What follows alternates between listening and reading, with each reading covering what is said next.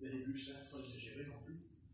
Alors, on va lire Apocalypse 13, puisque j'ai senti que c'était un peu dans mon esprit ce passage que j'ai reçu.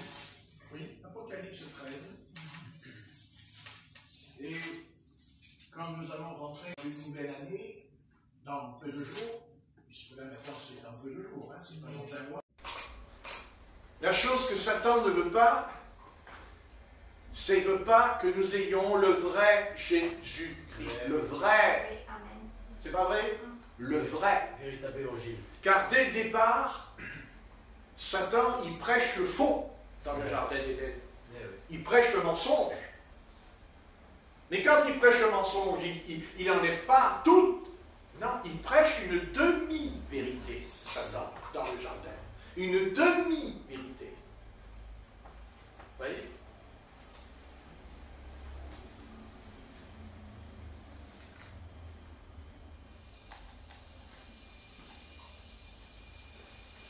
Il nous faut prier pour que la présence de Dieu, la présence du Seigneur soit manifeste en nous. Amen. Parce que le Seigneur a une présence.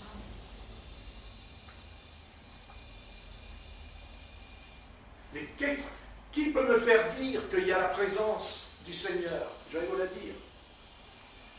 Parce que la présence de Dieu, elle est divine. J'ai dit divine, divin. Et quand on parle du divin, nous parlons du sacré. Nous parlons le contraire de profane, de profané. La présence de Jésus, c'est une présence qui est saine, pure, mais qui est remplie d'une puissance qui va nous amener en priant à nous repentir. Non pas à nous repentir comme la première fois, parce qu'on s'est repenti une première fois, mais de repentance que même on ne pourrait même pas dire, on ne peut même pas dire à quelle heure, on ne peut pas dire le jour où on s'est vraiment repenti. Mais elle a peut-être duré 1 minute, et ça nous a suffi pour naître de nouveau. Mais après, le Saint-Esprit continue en nous. Et quand le Saint-Esprit s'empare de nous, quand on prie, on ne sait pas pourquoi on va pleurer. Mais on ne pleure pas de chagrin. On ne pleure pas de remords. Mais c'est une sorte de purification, une sorte de sainteté, qui d'ailleurs peut se faire demain matin au culte, quand tout seul dans sa chambre, on se met en prière, d'un coup on va pleurer. Amen. On pleure d'un coup. Mais on ne pleure pas comme un enfant.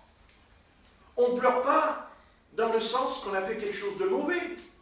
Mais c'est le Saint-Esprit, même si on marche droit, au contraire, plus nous marcherons droit avec le Seigneur, plus on va pleurer, plus les larmes vont sortir de nos yeux. Oui, parce que Jésus est doux. Parce que Jésus est doux. Amen. Ben oui. Et que nous, non, on est purs.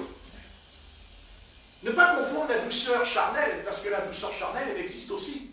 Il faut faire attention, parce qu'il y a des gens qui sont doux, et c'est charnel en eux. C'est charnel, mais le jour où vous commencez à leur chatouiller sous les bras, et vous... non, mais ils vont vous relancer quelques phrases, et on se dit, tiens, c'est curieux, dit. On pourrait tomber sur ma personne en disant, ouais, Patrick, il est... Oui, mais c'est vrai. Mais vous pouvez tomber sur quelqu'un qui est très doux, très doux, très doux, très doux, très doux. Dire, oh là là, si Patrick il pouvait être doux comme elle ou comme lui, oh, ce serait bien. Mais le problème, c'est que le jour où ces gens-là, vous commencez à leur dire quelque chose, quand vous commencez à mettre le doigt là, sur quelque chose en eux, ils réagissent. Et des fois, ils réagissent. Alors là, c'est eux, après, qui se mettent à pleurer. Ils pleurent. Ils se mettent à pleurer d'un coup, parce que ça leur fait tellement mal, ce qu'on a dit, qu'ils craquent. Mais ce n'est pas l'œuvre du Seigneur. Ce n'est pas l'œuvre du Seigneur, pas du tout. Non. L'œuvre du Seigneur, c'est que quand on se met en prière, et si le Saint-Esprit agit en nous, se manifeste en nous, alors on va pleurer, mais on va pleurer d'une larme, tellement l'amour, il y aura une rencontre d'amour entre le Seigneur Sauveur, Parce que vous savez, quand on passe par ce moment de repentance profonde, eh bien, il y a toujours un contact entre son Sauveur, parce que Jésus, c'est d'abord un libérateur. Il ne faut pas l'oublier. Jésus, c'est un libérateur. C'est le libérateur. C'est ce que dira l'ange Gabriel à Marie. C'est ce qu'il va lui dire. Ah oui. Et même les anges dans les montagnes le diront. Aujourd'hui, il vous est né un Sauveur. Un Sauveur qui vous délivre de ses ennemis, chantera Marie. Hein, vous savez qu'elle a fait un cantique de prophétie, Marie. Hein, elle délivre de ses ennemis. Mais il y a Siméon aussi. Siméon aussi il prophétise. Et lisez, parce qu'on ne lit jamais ces deux prophéties. La prophétie de Marie, on ne la lit jamais. Elle est belle. Oui. Et lisez un peu. Elle dit, a délivré Israël son serviteur. Vous lirez. Vous voyez? Ah oui. Ah oui. Et qui pouvait penser que Marie serait capable de faire une telle prophétie dans Matthieu? Ben, lisez-la au début de Matthieu, vous verrez. Quand Marie, elle prie. Hein? Elle prie quand Jésus est né, bien sûr. Elle va prier, ou même elle prie avant peut-être. Oui, quand l'ange lui dit. Voilà, c'est ça, tu as raison. C'est vrai, tu as raison. C'est avant. C'est avant, oui. Voilà. Mais quelle prière! Quelle prière! Eh oui, quelle prière! Vous voyez? Ah oui. Ah oui. Votre bonheur, votre joie ne dépendra de votre relation avec Jésus. Voilà, c'est la relation, ne dépendra que de la relation que vous avez avec lui. Amen. Il n'y a pas de problème. Et vous savez, votre relation, ce n'est pas ici. Ici, vous apportez ce que vous avez reçu dans votre chambre. Amen. Si vous n'avez pas reçu quelque chose du Seigneur dans votre chambre, vous venez ici, vous serez un membre. C'est comme si vous alliez au théâtre et que vous vous asseyez et que le gars il vous fait du spectacle. Intéressant, dis donc. Ah ben j'ai passé un bon moment quand Patrick y prêche. C'était sympa, c'est bien. Mais enfin, des fois, il n'est pas trop sympa quand même. Vous voyez? Mais c'est pas ça le christianisme. Vous venez ici parce que le Seigneur vous a donné quelque chose. Parce que vous vous êtes préparé dans votre chambre avant de venir ici, vous vous êtes préparé. Amen. Et si vous ne le faites pas, écoutez, on se demande pourquoi vous venez. Non, mais franchement, continuez à faire la cuisine, préparez le repas pour ce soir, comme ça ceux qui arrivent, ils seront contents, vous serez l'heure à table avec eux. Ils ne seront pas fâchés. On vient ici parce que d'abord, dans notre chambre, nous avons lu la parole, nous avons reçu quelque chose de la parole. Et quand vous viendrez, eh bien Dieu va manifester ce qu'il a déposé en vous, peut-être par une prophétie, par un parler en langue, par l'interprétation de la langue, ou par même une vision, par une révélation dans l'assemblée. Le corps de Christ, ce n'est pas un monument. Le corps de Christ, ce n'est pas une statue. Le corps de Christ, c'est un mouvement de l'esprit, pas un monument. Pas un monument. Qu'est-ce que c'est un monument? Un monument, c'est quoi? C'est un immeuble, une statue. Mais elle est morte. Elle est morte. Elle rappelle le souvenir. Quand on prend la Sainte Seine, bien sûr, c'est un mémorial, on est d'accord. Mais attention, quand on prend la Sainte Seine, il y a Christ, non pas dans le pain. Christ, il n'est pas dans le vin. Non. Il est en toi. En toi. Amen. Et quand tu manges le pain et tu bois le vin, alors il y a là une rencontre entre l'aliment physique, mais aussi avec le corps spirituel. Amen. Le corps spirituel. Il y a les deux dans la parole. Il n'y a pas qu'une chose. Il y a toujours les deux. C'est pour ça que les pharisiens n'arrivaient pas à comprendre Jésus. Ils n'arrivaient pas à le saisir, ce Jésus de Nazareth, parce qu'ils n'ont pas compris que Jésus, il était Dieu, vous vous rendez compte? Dieu qui était devant eux. C'était Dieu. Oui, c'était Dieu. Amen. Ah bon? Mais Dieu, il est en haut? Eh bien non. il est en haut, et il était en bas, et qu'après il est descendu plus bas encore, puisqu'il a été dans le séjour des morts. C'est ça Dieu. Dieu est omnipotent, omniprésent, omniscient. Dieu, c'est pas quelqu'un qu'on va enfermer. Voilà, Dieu, il ne se laissera pas enfermer. Non, non, non et non. Non. D'ailleurs, il n'a jamais voulu se s'enfermer, ce qui a toujours valu qu'il y ait des réveils. Amen. Parce qu'un mouvement religieux, une religion, je parle du christianisme, prend naissance parce qu'il y a d'abord un réveil. Le réveil, c'est quoi? C'est quand les âmes prennent conscience qu'elles sont perdues. Ça, c'est le réveil. Ça, c'est le vrai réveil. Il n'y a pas d'autre réveil. Le réveil, pour moi, c'est pas qu'il y a des chorales, c'est pas ça le réveil. Aujourd'hui, Satan a complètement rusé avec le christianisme dans le monde entier. Dans le monde entier. Aujourd'hui, vous verrez des milliers de jeunes filles angéliques, chantent dans les chorales et tout. Mais la parole est absente. La Bible est absente. Non, il n'y a pas la parole. Parce que seule la parole est la semence incorruptible. C'est la semence incorruptible. Et Satan enlève la semence. C'est ce qu'il dit d'ailleurs au sujet des 4 terrains. 4 terrains. Il enlève, il dit, les oiseaux viennent. Il dit, vous voyez, il dit, un oiseau vient, il se pose, il mange la graine. Parce qu'elle n'est pas descendue dans la terre. Parce que c'est dans la terre, il ne peut pas la manger. Vous voyez? Parce qu'elle n'est pas descendue, parce qu'elle n'a pas pénétré. Voilà. Et le Seigneur, il veut pas. Le Seigneur ne vient pas, il ne vient pas en disant, voilà, je viens, et puis c'est fini. Non.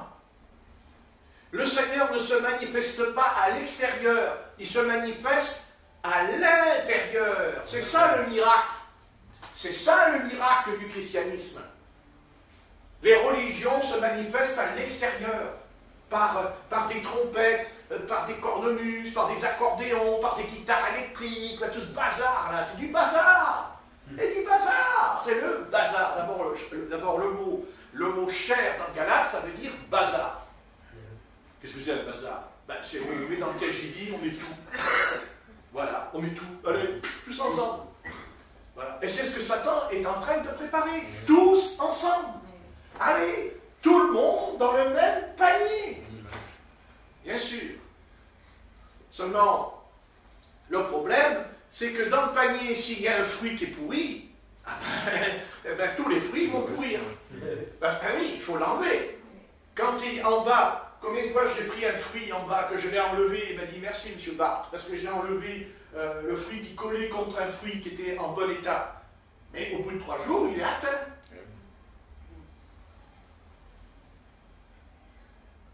La puissance de Dieu, c'est de ôter ce qui n'est pas conforme à la personne de Christ. Tout ce qui n'est pas semblable à Christ est faux. Et comment je peux le savoir? Parce que Dieu m'a donné la Bible. Parce que Dieu nous a donné la Bible. Amen. Et personne ne peut combattre la Bible. Même si vous êtes un intellectuel, même si vous êtes un homme intelligent et tout, vous prenez la Bible, vous allez le coincer par un seul mot. Expliquez-moi. Comment ça se fait que en 3-4 phrases, il n'y a que des verbes quand on lit? Il n'y a aucun écrivain qui peut écrire avec autant de verbes dedans. Lisez les verbes. Que des verbes. Il n'y a que des verbes. Chaque chapitre est composé de verbes, que de verbes. Oui. Qui peut faire une chose pareille? Aucun homme ne peut faire ça. C'est pas vrai. C'est l'Esprit de Dieu qui a écrit ce livre, qu'il a utilisé des hommes. Oui. D'ailleurs, il utilise toujours les prophètes. Bien sûr. Évidemment. Mais le Seigneur, lui, dans la Nouvelle Alliance, il n'a pas dit il n'y aura que des prophètes.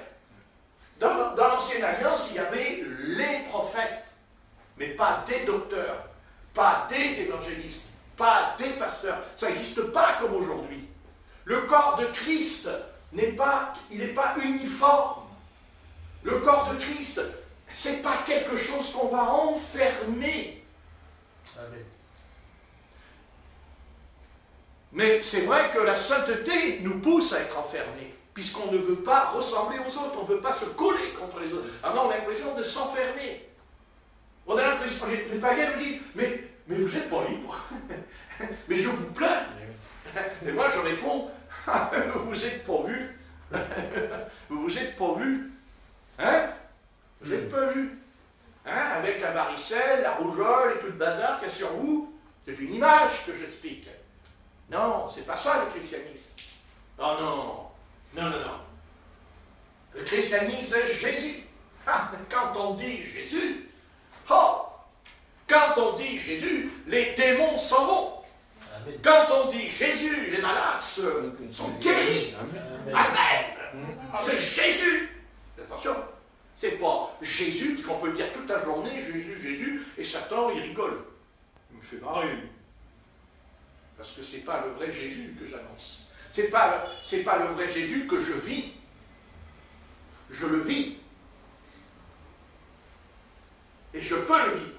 Parce que Dieu nous a donné les outils. Un ouvrier ne travaille pas s'il n'a pas ses outils. C'est évident. Un plombier et un maçon n'ont pas les mêmes outils. N'est-ce pas? Et oui. Et c'est pour ça que dans l'Église, il y a des évangélistes, des docteurs, des pasteurs, des diacres, des évêques et tout. Pourquoi? Parce que chacun a... Quand les apôtres, dans Acte 7, ont été confrontés au réveil, à un moment donné, il a fallu servir aux tables. Parce que les apôtres, ce n'étaient pas des hommes qui parlaient de Seigneur et puis après, ils laissaient les gens par terre sans manger, sans boire. Non. D'abord, ce ne serait pas un vrai christianisme. Parce que le vrai christianisme, c'est que Jésus nous enseigne de prendre soin des pauvres, et même des orphelins, dit l'apôtre Paul, et des veuves. Ça, c'est le christianisme. Ça, c'est Christ. Mais à un moment donné, Satan, il s'est dit, oui, super. Eh bien, les gars qui ont des dons, eh bien, ils vont faire la vaisselle, et vont passer sa prière, et puis ils vont bien crever par terre, allongés par terre, ils n'en peuvent plus. Comme ça, le soir, quand ils prêchent, ils vont au lit. Et Satan dit, c'est formidable.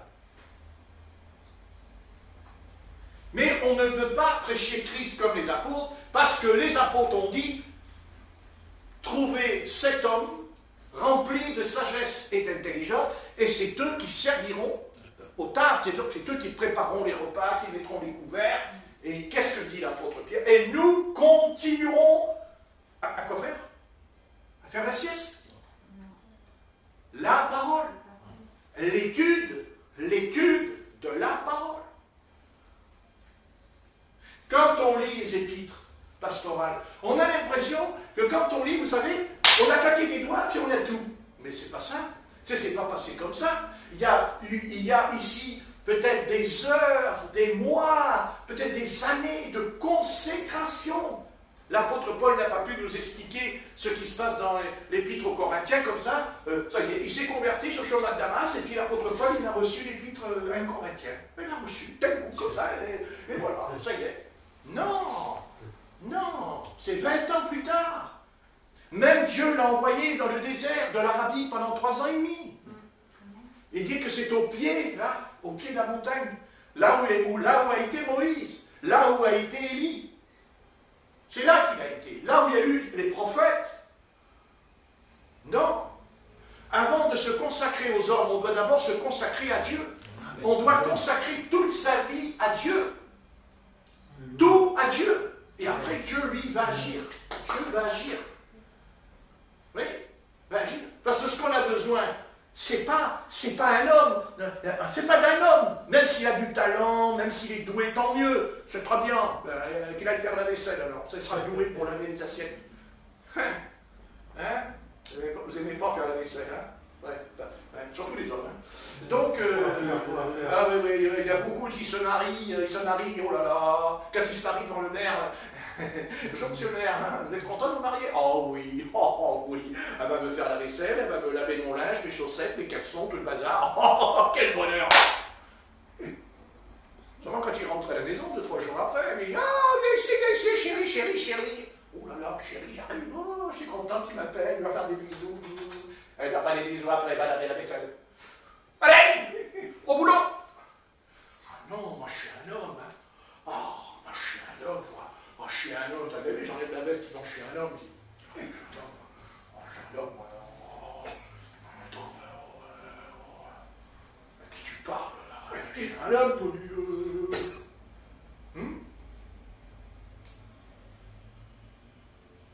Pour te calmer, tu sais ce que tu fais? Tu manges un morceau de sucre. Tu vas devenir plus gentil d'un coup. Hein? Le sucre, ça adoucit le sucre. Hein? Une petite cuillère de miel. Et puis après, tu viens, oh, bonjour, oh, oui, chérie. Oui, tu m'appelles chérie, pourquoi tu m'appelles chérie? Oui, je te vois venir. Je te vois venir. Non, chérie, ne t'inquiète pas. Ne t'inquiète pas. Va dans la cuisine. Elle rentre dans la cuisine, la vaisselle, elle est faite. Oh, la table est nettoyée, le parterre est validé. Les cassons dans le cuivre, elles ont été astiquées, disons. Alors voilà. Alors là, après, qu'est-ce qu'elle fait, la petite épouse? Elle dit, merci. Allez, moi, je te fais un gros bisou. Hein? Oui, il est content, il dit, oh, dis donc, il est content. Et son mari, son épouse, elle lui dit, oui, mais demain, tu recommences et tu vas avoir des bisous. Bisous, bisous. Bisous, bisous. Bisous. Par contre, il y a des hommes, des bisous, n'en veulent pas. Hein. Ah, ça existe, hein. Il y a des hommes qui ne veulent pas que leur épouse leur fasse des bisous. Ah non, il dit non. L'épouse, elle arrive, elle s'écarte. Elle s'écarte. J'avais une forêt, il descendrait dans sa forêt, enfin, il cache plus rien à la Seigneur. Ah! Ouh! Aïe, qu'est-ce qu'il a mangé, frère? On a mangé quoi? Je vais vous dire ce que j'ai mangé. Une bonne bûche. Une bonne bûche. J'ai mangé une très bonne bûche. Enfin, je ne suis pas le seul. Hein. Voilà. Alors, j'ai une très bonne bûche. Une bonne bûche. Oh, regardez ce que ça fait d'ailleurs. Hein? Regardez l'effet. Hein? Il faudrait en manger une tous les jours. Ce serait bien. Ouais. Enfin, il faut préparer le porte-monnaie, parce que c'est pas gratos à la bûche là. C'est cher. C'est cher. Enfin, c'est bon. C'est bon, les bûches. Au boulanger, tu te rappelles d'un paquet de... Georges, il est au courant. C'est cher. Alors, on va terminer, parce que les 6h10, c'est dommage. Mais j'avais dit Apocalypse 13 quand même, parce que vous voyez, je prêche, mais je n'ai pas oublié le texte que je vous ai donné. Ce que là, c'est bon, tu fais un peu des progrès, c'est bien. Il faut que tu continues, mon garçon. L'Apocalypse 13.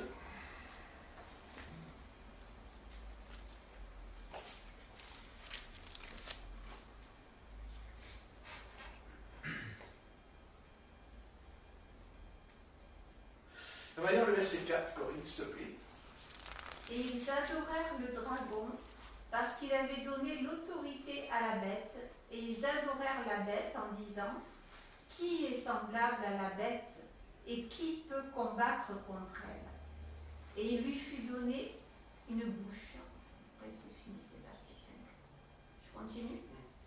Il lui fut donné une bouche qui proférait des paroles arrogantes et des blasphèmes.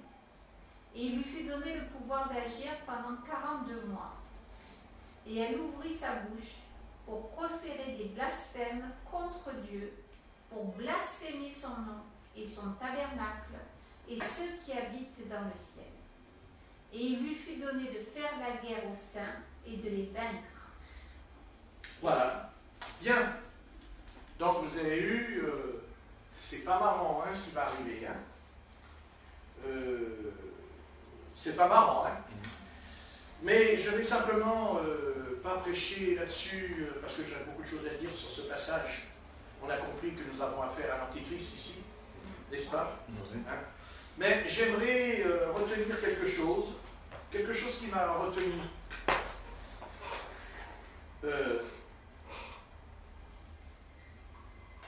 il dit au verset 5, il lui fut donné une bouche qui proférait des paroles arrogantes et des blasphèmes. Il lui fut donné des paroles, lui donné dans sa bouche des paroles arrogantes. Ce qui rejoint Ézéchiel 28, l'orgueil. L'orgueil. Et ce personnage, au début, il ne sera pas arrogant, parce qu'il nous est parlé de 42 mois. On vient de le lire. 42 mois, ce qui représente 3 ans et demi. Donc, quand l'Antichrist va venir, normalement, son règne est de 7 ans. Mais, au milieu, il y aura 3 ans et demi où il sera un séducteur pour tous les peuples de la terre, pour toutes les langues. Mais 3 ans et demi après, alors, il sera arrogant, blasphémateur. Parce qu'il sait que sa fin est proche. C'est-à-dire que Satan sait. Ce n'est pas l'homme qui le sait, c'est Satan qui sait qu'il va être jeté dans une prison, enchaîné pendant 1000 ans. Il le sait. Mais il est arrogant. Et aujourd'hui, nous vivons dans une société où il y a cet esprit arrogant. Il y a cette arrogance terrible. Plus de respect pour la police, plus de respect pour les juges, et principalement au travers surtout des jeunes, et pas des jeunes qui ont 20 ans, mais 12 ans, 10 ans même. Donc ça veut dire que Satan, ça veut dire que l'Antichrist, admettons qu'il ne serait pas là en tant qu'homme, en tant que personnage, qui pour moi, je pense le contraire, parce que je pense qu'il est là. Il est là. Il est sur la terre. Pourquoi? Parce que depuis 3-4 ans, surtout depuis, on va dire à partir du Covid, qui s'est abattu sur l'humanité, parce que le Covid, il est venu sur tous les... Il n'y a pas un pays qui a échappé au Covid, même dans les îles. Même dans les îles. Mais nous, on peut dire ce qu'on veut, laboratoire, enfin tout ça, tout ça, c'est Satan qui dit, ouais, c'est la science, tout ça. Mais le Covid, c'est un démon. C'est un démon redoutable. C'est un terrible démon. Et ce démon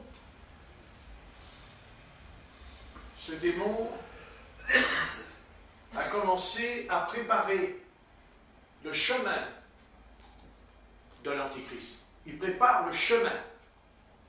Parce que quand Jésus est venu, la Bible nous dit que le Seigneur a envoyé un homme avant Jésus, qui s'appelle Jean-Baptiste.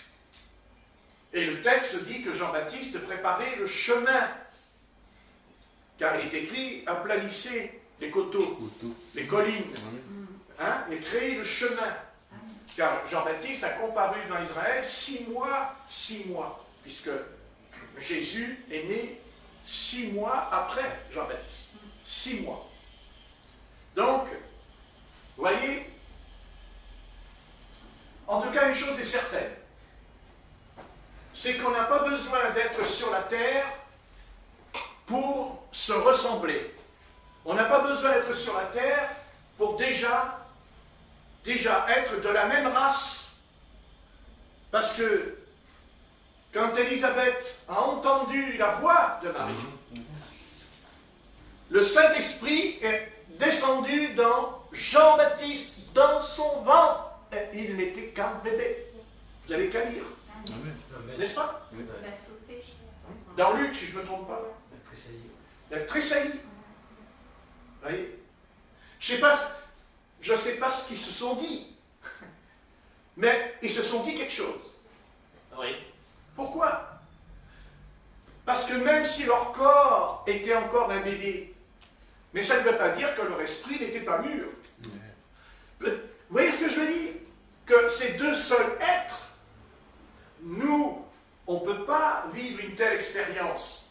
C'est-à-dire qu'en étant dans le sein de sa mère, avant même de venir au monde, on peut déjà communier avec un frère ou avec une sœur, dans le ventre.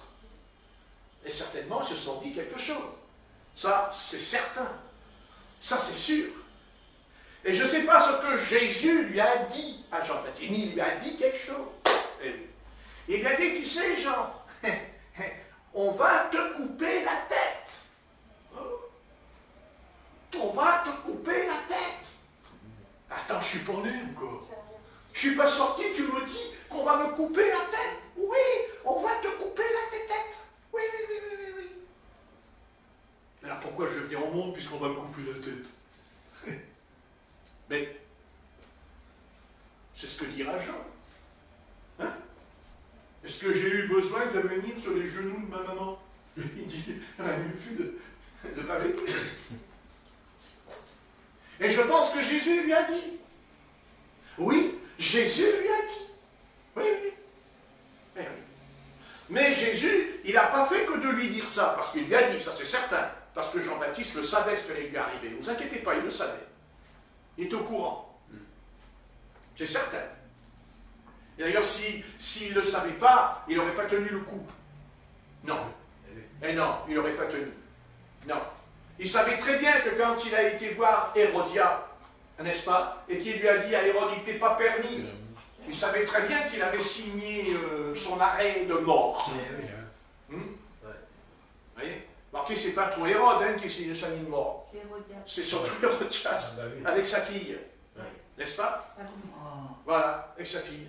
Bah ouais. Seulement Hérode, il aimait beaucoup Jean-Baptiste. Il l'aimait beaucoup, ça c'est vrai. Et même il a cru que c'était. Il a même cru que quand Jésus était mort, c'était Jean-Baptiste qui était ressuscité. Dis donc. Le gars, il était quand même mordu par Jean-Baptiste. Hein. Ah ouais. Seulement, vous voyez, il est dit qu'Hérode aimait écouter Jean-Baptiste. Oui, c'est écrit qu'il aimait beaucoup l'écouter et tout. Et que d'ailleurs, c'est lui qui l'a empêché souvent d'être arrêté. C'est lui qui a empêché. Mais, vous voyez, à un moment donné, Hérode a joué un petit jeu que je dis à des millions de chrétiens.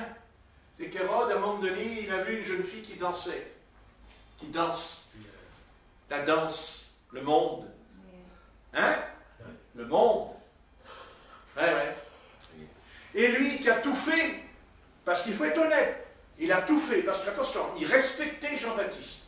Et il le craignait même. Mais, à un moment donné, quand vous retournez, quand vous commencez à flirter avec le monde, séduction, vous allez vous faire attraper. Et il s'est fait avoir. Alors que lui, en tant qu'autorité, il a tout fait pour que Jean-Baptiste soit protégé. Seulement voilà. Quand on désobéit à la parole, il faut en payer les conséquences. Et c'est ça que l'humanité ne comprend pas ce soir. C'est ça que les jeunes ne comprennent pas ce soir. C'est que quand on pêche, il y a des conséquences.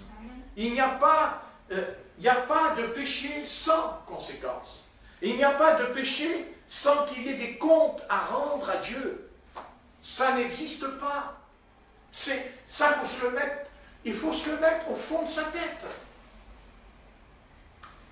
Et cette humanité-là, parce que là nous parlons d'une humanité qui n'est pas encore rendue visible dans ce passage. Cette humanité-là, elle n'existe pas encore ce soir, mais elle est prête à vivre ça. Parce que Dieu lui a donné pendant 2000 ans la possibilité de se repentir. Dieu lui a donné la possibilité d'éviter ça. Parce que Dieu aurait pu le faire tout de suite, ça. Mais non. Non, 2000 ans plus tard. 2000 ans plus tard. Mais la prophétie restera la prophétie, si elle vient, de Dieu. Amen. Et la prophétie de Dieu, puisque nous sommes entrés dans ce cercle infernal. Nous avons commencé à entrer dedans. Pourquoi? Parce que les hommes préfèrent le plaisir. Parce qu'il faut comprendre aujourd'hui que tout est une question de plaisir, même pour manger, même quand on mange. Je n'ai pas dit qu'il ne faut pas manger. Mais il y en a beaucoup qui mangent par plaisir, qui se goinfrent par plaisir, qui d'ailleurs les conduit après à des excès sexuels, à des débordements de sexualité pire que les bêtes, pire que les animaux. Parce qu'un mâle lion, il ne couche pas avec un mâle. Il couche, il couche avec une femelle. N'est-ce pas? On est d'accord? Et nous parlons des animaux. Nous parlons des animaux. Ok. Ils n'ont pas été à l'Académie des sciences. Ils n'ont pas... attendez, voyez-vous un singe qui rentre à la Sorbonne, à Paris, à la Sorbonne, au quartier latin, il rentre dans l'amphithéâtre, il dit oh, la philosophie, oh, la philosophie. Et puis après, il va coucher avec un gorille, tu vois. Non. Ça ne lui viendra même pas à l'idée. Non. Son frère, dès qu'une femelle entre, il va courir derrière elle. Ben oui, mais pas un mâle. Mais l'homme est un être perverti, corrompu à la racine. Et arrêtons de dire c'est Satan. Satan, lui, il observe ce que les hommes font. Et même si Satan nous tente, rien ne nous oblige à faire ce qu'il a dit. Non? Parce que si c'est pas vrai, alors pourquoi Jésus, qui était un homme comme nous, a dit « Arrière de moi, Satan ». Non? Amen. Si Jésus l'a fait, on peut le faire. Dire « Ah non, mais Jésus, c'était le Fils de Dieu ». Non. Non, non, non. C'était un homme. Un homme comme toi. Un homme avec... voilà, un homme qui mange, qui boit. Non, non, pas du tout. C'était un homme. Bien sûr. C'était un homme. Mais il dit à Satan non. Il dit non. Et quand le Seigneur Jésus a dit à Satan non, il a dit non à l'Antichrist. Alléluia. Alléluia. Il dit non à l'Antichrist. Il dit non à cet impie qui va venir. C'est l'apôtre Paul qui nous dit l'impie. L'impie. L'homme du péché. L'homme du péché. Mais pourquoi l'apôtre Paul il dit l'homme du péché? Pourquoi? Pourquoi dans Thessaloniciens? Pourquoi cette phrase terrible? L'homme du péché. Mais parce que l'humanité, là, cette humanité que vous voyez là, elle a encore une morale. Elle a des freins encore. Mais l'Antichrist, il va enlever les frontières. Il va enlever les frontières. Jusqu'à ce que les petits garçons, les petites filles, ils vont faire l'amour ensemble. Parce qu'il n'y aura plus de barrières, il n'y aura plus de frontières. Parce que c'est le péché. Et est-ce que c'est les enfants qui sont responsables s'ils en arrivent là? Non. C'est les adultes. Parce que c'est ce qu'ils aiment. C'est ce qu'ils recherchent. Et ils vont aller de plus en plus dans le péché. Le péché. Et le drame, c'est que Dieu va détruire, pas seulement le péché, mais ceux qui le font. Parce que quand on pêche, on s'identifie à lui. C'est-à-dire, on devient démoniaque. Bah ouais, là c'est sûr. On devient un être démoniaque. Donc on a besoin d'être démonisé. Eh oui, le contraire, il faut être délivré. Mais Dieu ne peut pas nous délivrer parce qu'on aime le péché. Parce que c'est le péché, c'est la racine de tous les maux. C'est la racine de toutes les souffrances qu'il y a déjà maintenant. Mais qui vont être amplifiées par cet homme qui va venir.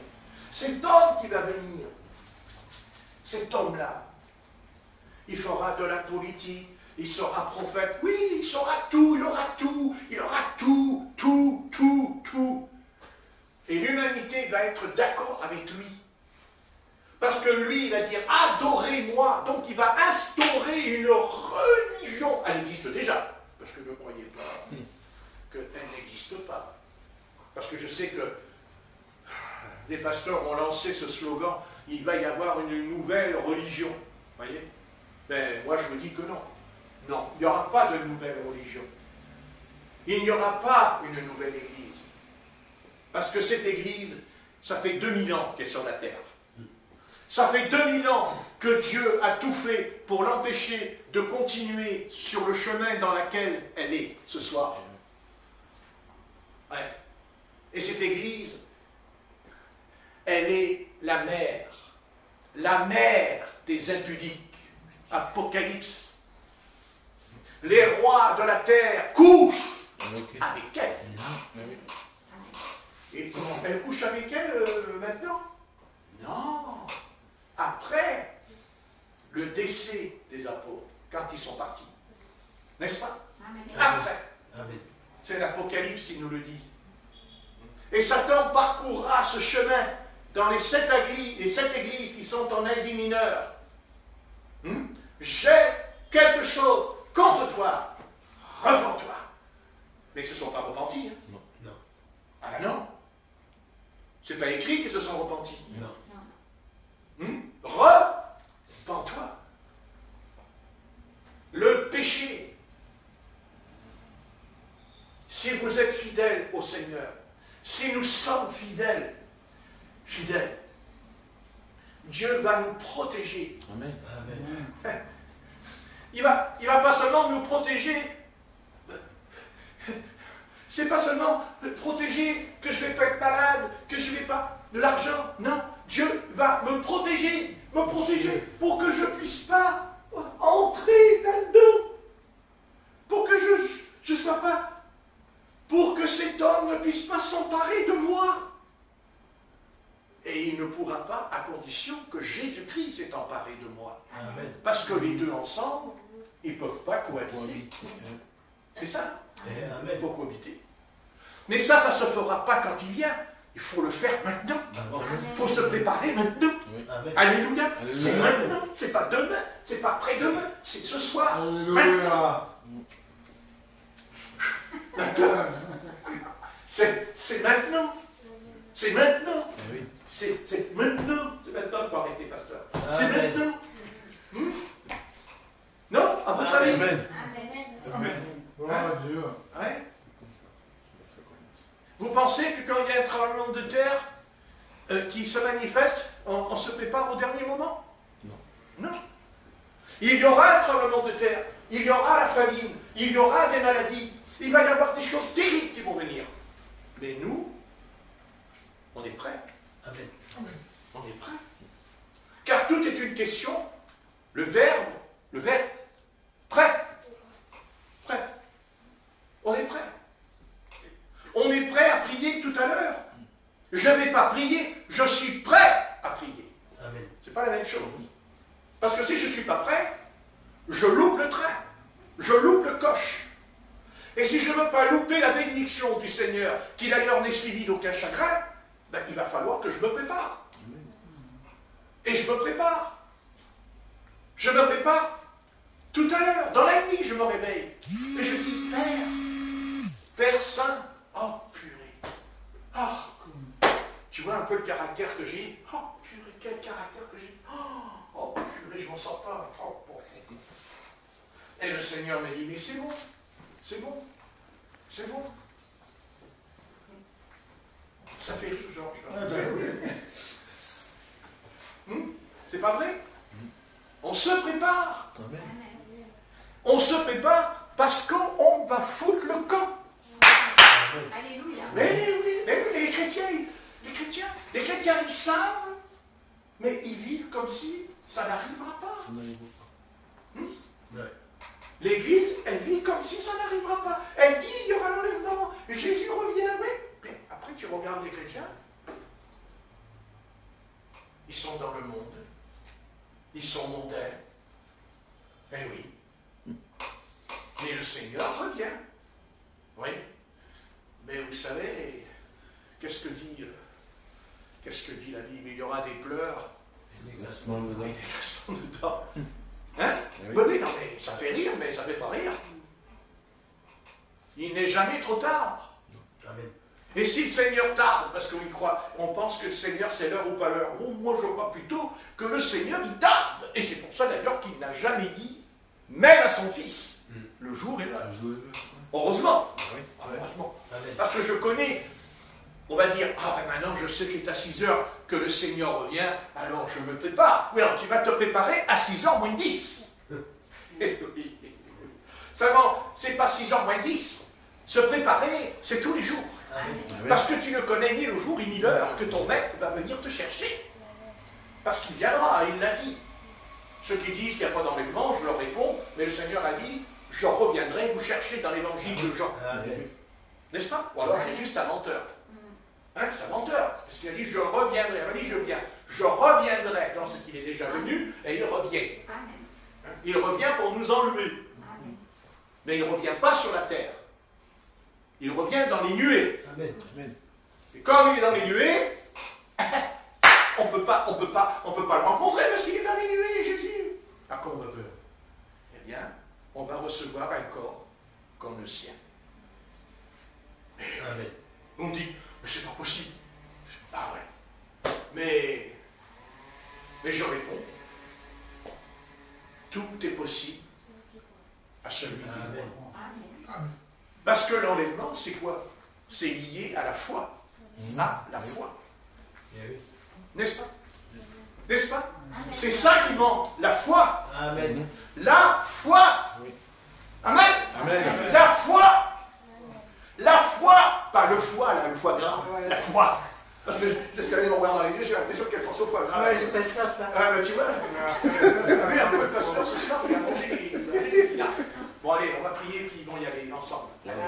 Seigneur Jésus, la foi n'est pas du foie gras.